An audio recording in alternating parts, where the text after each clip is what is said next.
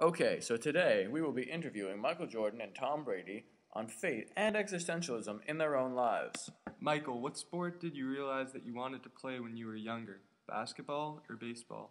I had freedom to choose either, but I have to say that my first love was definitely basketball. In the book A Man's Search for Meaning, there's a story about a young servant that runs from his fate, but ends up running right into his destiny.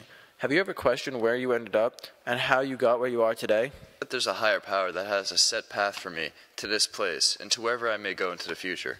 Tom, what made you leave your baseball career behind and pursue a career in football? Well, in high school I was drafted by the Expos, but I wanted to get a college education. While in college I chose to start playing football, and from there I was drafted into the NFL. How have fate and free will affected or changed you? Being an existentialist, I don't believe that there's a preset path for me. I think that my choices have brought me to where I am, and the choices I will make in the future will determine my future.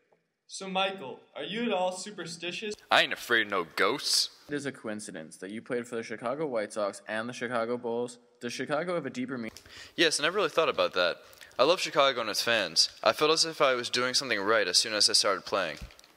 Do you ever miss baseball? Sometimes, but I feel that because playing football was what I chose, I can feel more content in where I ended up. Michael, when you were younger, did you ever think that you'd be playing in the NBA? I always thought that my fate would bring me back to basketball, and as Sophocles showed us through his play Oedipus the King, no matter how much we try, we cannot outrun our fate. And Tom, did you ever see yourself playing professional football?